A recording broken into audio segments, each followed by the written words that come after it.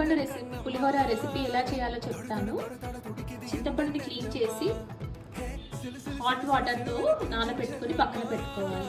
ప్యాన్లో మెంతులు, ఆవాలు, జీలకర్ర, ధనియాలు, మిరియాలు, నువ్వులు, 5 ఎండుమిర్చి, ఉడికిన చింతపండు రసంలో కొంచెం ఉప్పు, పసుపు, బెల్లం ముక్క వేయాలి. కరివేపాకు వేయాలి. స్టవ్ మీద పెట్టుకున్నాం కదా, ఆ చింతపండు ఇలా చిక్కగా అయ్యే వరకు ఉడికించుకోవాలి. తాలింపుకి ఆయిల్ పోసుకొని పల్లీలు, శనగపప్పు, మినపప్పు వేయాలి. ఇక్కడ ఆవాలు, ఎండుమిర్చి కూడా వేసుకోవాలి. పచ్చిమిర్చి కూడా వేయాలి.